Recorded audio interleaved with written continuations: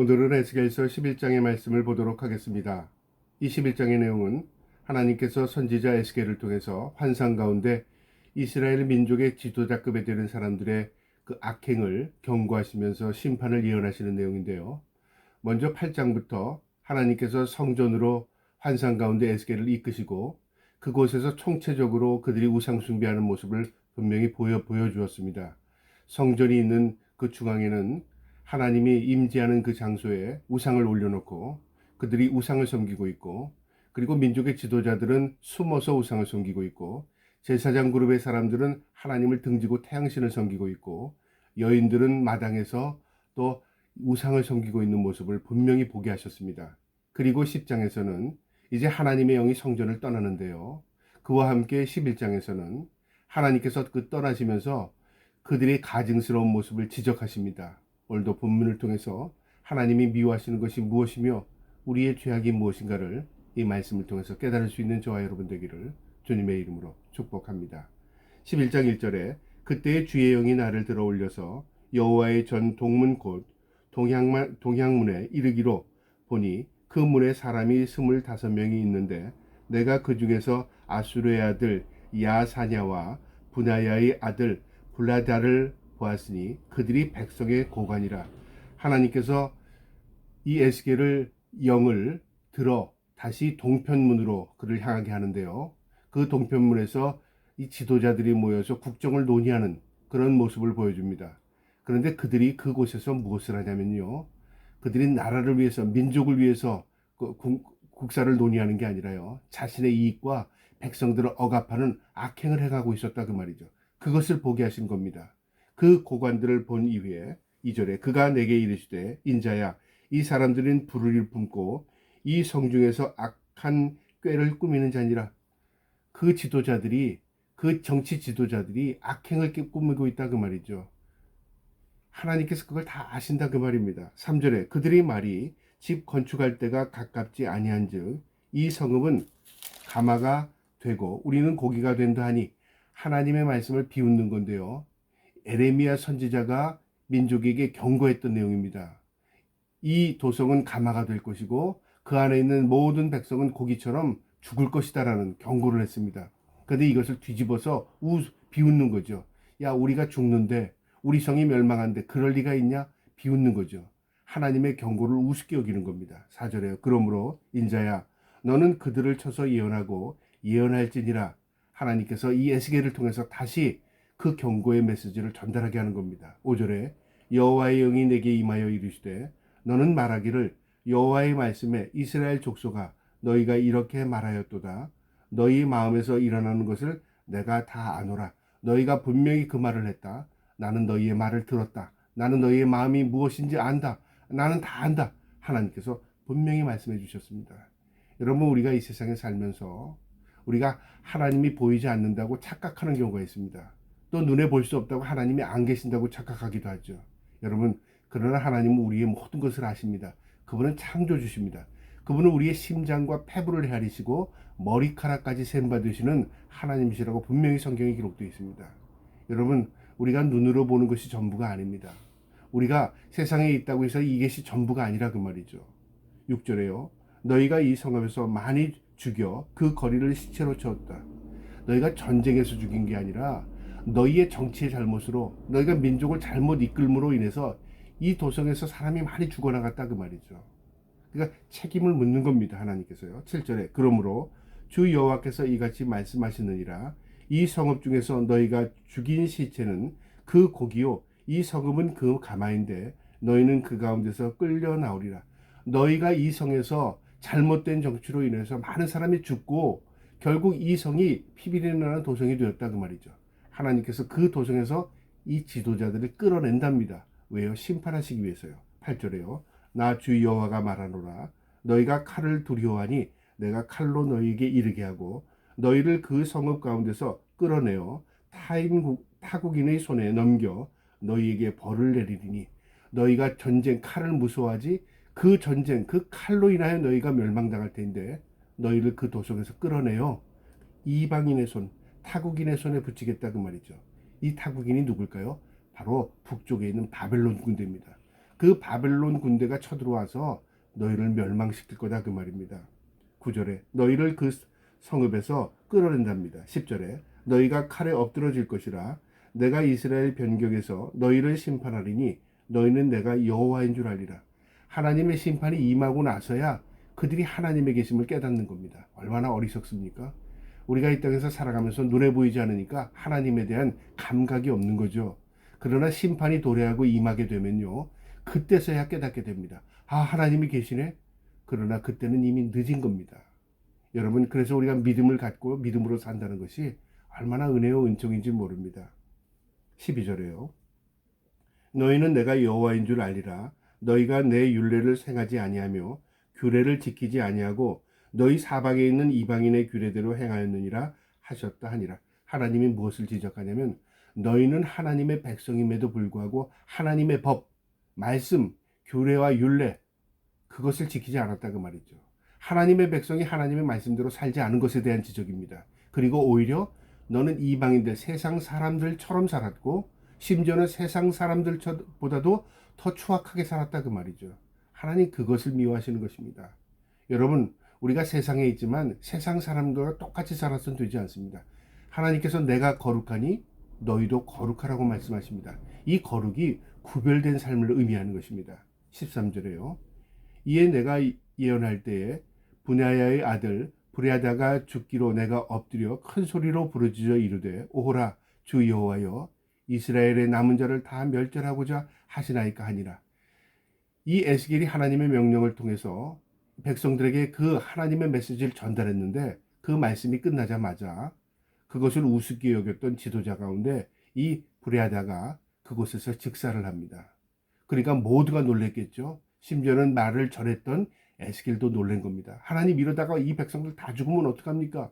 두려움을 갖게 되는 것이죠. 여러분, 우리가 하나님을 무시할 때는 모두가요 하나님에 대한 비웃음을 갖게 됩니다. 그러나 어떤 사건을 통해서요 그 하나님에 대한 두려움을 갖게 되면 사람들의 마음 가운데도 심지어는 안 믿는 사람 가운데서도 하나님에 대한 두려움을 갖게 되는 겁니다. 그러니까 우리가 하나님을 두려워하라 그 말이 아니라 하나님에 대한 의식을 갖고 살아라 그 말입니다. 14절에요. 여호와의 말씀이 내게 임하여 이르시되 인자야 예루살렘 주민이 내 형제 곧 내 형제와 친척과 온 이스라엘 족속을 향하여 이르기를 너희는 여호와께서 멀리 떠났다. 이 땅은 우리에게 주어 기업이 되게 하신 것이라 하였나니 하나님께서 그 약속을 너희는 기억해라 그 말이죠. 누구에게 지금 말씀하시냐면 하나님께서 택한 받은 백성들, 그 와중에도 구별된 자들이 있습니다. 그들에게 소망의 메시지를 주시는 겁니다. 하나님께서 너희를 향하여 말씀하신다. 너에게 약속의 땅으로 너희를 이끌어내실 것이다 그 말이죠. 16절에 그런즉 너는 말하기를 주 여호와의 말씀에 내가 비록 그들을 멀리 이방인 가운데로 쫓아내어 여러 나라에 흩었으나 그들이 도달한 나라에서 내가 잠깐 그들에게 성소가 되리라 하셨다 하고 하나님께서 비록 바벨론 군대를 통해서요 그들을 포로로 1, 2차 포로로 그들이 바벨론에 끌려갔고요 흩어진 민족들이 있었습니다. 그러나 그것이 영원한 것이 아니라 잠깐이다 그 말이죠. 그곳에도 하나님이 계신다 그 말입니다. 여기 내가 잠깐 그들에게 성소가 되리라 이 말이 무슨 말이냐면요 그들이 이방 땅에 살지만 하나님이 그곳에 함께 하신다 그 말이죠. 여러분, 우리가 성소라는 것은 어떤 지역적인 장소의 의미가 아닙니다. 성소의 의미는요 하나님의 임재에 계신다 그 말이죠. 내 마음의 거룩함으로 하나님을 모시고 있으면 그것이 하나님의 성소입니다. 또 하나님이 계신 것을 인정하고 하나님의 임재를 우리가 느끼고 살면 그것이 성소가 되는 것입니다. 여러분, 그래서 하나님은 어디에나 계신 것입니다.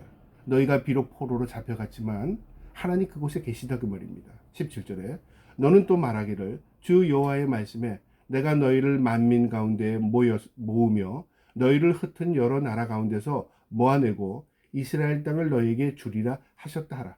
하나님의 약속이 또 이 에스겔을 통해서 말씀하시는데요. 너희가 비록 바벨론의 포로로 잡혀갔을지라도 하나님의 때가 되면 기한이 되면 다시 돌아오게 하겠다 그 말이죠.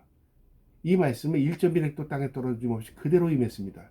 그래서 이스라엘 민족은 바벨론에서 포로 생활로 70년을 지냈지만 그곳에서 그들은 믿음을 회복하고 강건해졌습니다. 그리고 다시 하나님의 된 여호와 신앙을 회복합니다. 그리고 그들이 이 예루살렘에 돌아왔을 때 그들이 성전을 짓기 시작합니다. 여러분, 고난이 내게 유익이라. 그 고난을 통해서 내가 주의 율례를 배웠다는 시편 기자의 고백처럼요. 우리가 고난이 쓸데없는 게 아니라요. 때로는 하나님이 우리에게 주시는 고난이 내게 유익할 때가 있습니다. 그 말씀에 비춰보면요. 이스라엘 민족도 하나님께서 연단해 나가시는 과정에 그들이 포로로 잡혀가게 되고 고난을 통해서 자신들의 죄악과 잘못을 뉘우치게 되는 것입니다. 19절에요. 내가 그들에게 한 마음을 주고 그 속에 새 영을 주며 그 몸에서 돌 같은 마음을 제하고 살처럼 부드러운 마음을 줘. 하나님께서 그 마음을 변화시킨답니다. 어떻게 변화시키냐면 마음을 변화시킵니다. 여러분, 우리 행동이 변화돼도요, 습관이 남아있으면 다시 반복합니다. 그러나 하나님께서 그 마음을 회복시킨다는 거죠. 은혜입니다. 18절에는 그들이 그리로 가서 그 가운데 모든 미운 물건과 모든 가증한 것을 제하여 버릴지니라. 그들이 이스라엘로 돌아와서는요, 신앙을 회복하고 우상 숭배하던 그 우상들을 다 척결한다 그 말이죠. 여러분, 하나님과 우리의 관계에 막힌 담이 있다면 하나님과 교통할 수 없습니다. 근데 이 막힌 담이 뭐냐면요, 다른 게 아니라 죄악입니다. 우리의 죄가 하나님과 우리의 관계를 단절시킵니다. 그래서 죄를 척결하는 것, 우상 숭배를 척결하는 것과 동일합니다. 그리고 우리가 하나님을 향하는 것입니다. 그리고 하나님을 우리의 주인으로 받아들이는 것이죠. 그리고 우리의 삶이 하나님의 뜻대로 살아가는 것입니다. 이것이 새로운 영이고요. 이것이 우리의 마음을 변화시킵니다. 하나님이 그런 마음 주시겠답니다. 20절에요. 내 율례를 따르며 내 규례를 지켜 행하게 하리니 그들은 내 백성이 되고 나는 그들의 하나님이 되리라. 이스라엘 민족이 처음에 출애굽하고 광야에서 그들이 유리방황할 때 하나님께서 너희는 내 백성이 되고 나는 너희 하나님이 되리라고 약속했습니다. 그 약속을 지금까지도 그 후대에게 잊지 않으십니다. 하나님은 그 약속을 신실하게 지켜나가시는 분이십니다. 너희가 마음이 새로워지고 변화를 받게 되고 그리고 하나님의 말씀을 순종하고 살게 될 때에 너희가 진정으로 나는 너희의 하나님이 되고 너는 나의 백성이 될 것이다. 다시 언약을 회복하는 것입니다. 21절에 그러나 미운 것과 가증한 것을 마음으로 따르는 자는 내가 그 행위대로 그 머리에 갚으리라. 나 주 여호와의 말이니라. 그러나 그 중에서도 우상 숭배하는 자들, 미운 물건, 가증한 물건을 섬기고 그것을 척결하지 못하는 자들은 결국 하나님을 가까이 할 수 없다 그 말이죠. 22절에 그때 그룹들이 날개를 드는데 밭귀도 그 곁에 있고 이스라엘 하나님의 영광이 그 위에 덮었으니 여호와의 영광이 성읍 가운데서부터 올라가 성읍 동쪽 산에 머무르고 이제 성전에서 하나님이 떠나는 모습을 보여줍니다. 하나님의 임재가 그 성전을 떠나게 되고 그 다음에 그룹들 천사들과 그 수레바퀴가 하나님을 따릅니다. 모두 일사불란하게 하나님을 임재가 떠날 때 함께 떠나는 것입니다. 그리고 성전 성읍 동편산에 머무르게 됩니다. 그것을 에스겔이 직접 환상 가운데 보게 되는 것이죠. 24절에요. 주의 영이 나를 들어 하나님의 영의 환상 중에 데리고 갈대아에 있는 사로잡힌 자 중에 이르더니 갈대아에서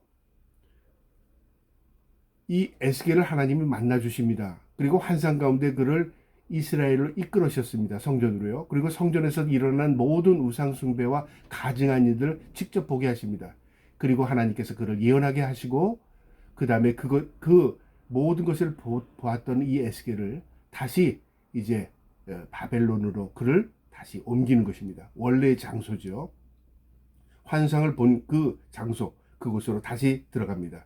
내가 본 환상이 나를 떠나 올라간지라. 이제 하나님께서 그를 다시 에스겔을 그 바벨론에 이제 놔두시고요. 하나님의 영이 하늘로 올라가십니다. 마지막 25절에요.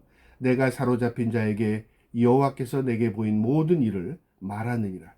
이제 하나님이 나에게 직접 보여주신 것, 내가 예루살렘에서 그들이 우상 숭배한 모든 것들, 우리의 죄악이 무엇인가를 분명히 봤습니다. 그리고 이제 그것을 민족에게 전하는 역할, 이게 에스겔의 역할입니다. 에스겔은요, 환상의 선지자라고 말합니다. 그는 환상을 통해서 하나님이 주는 메시지를 다 받게 되고 그 메시지를 민족에게, 포로로 잡혀갔던 이 민족들에게 하나님의 계심을 증거하는 선지자였습니다. 여러분, 우리가 이 땅에 살면서 우리에게 주신 사명이 무엇일까요? 나 예수 믿고 천국 가는 거요. 물론 그것도 하나님의 은혜이지만 내가 하나님의 은혜로 구원받은 백성이라면 내가 하나님의 주신 그 은혜를, 그 사명을, 그리고 하나님의 그 신실하심을 내가 전하는 역할, 그것이 우리의 사명입니다. 저와 여러분이 그 사명을 잘 감당할 수 있기를 주님의 이름으로 축복합니다. 아멘.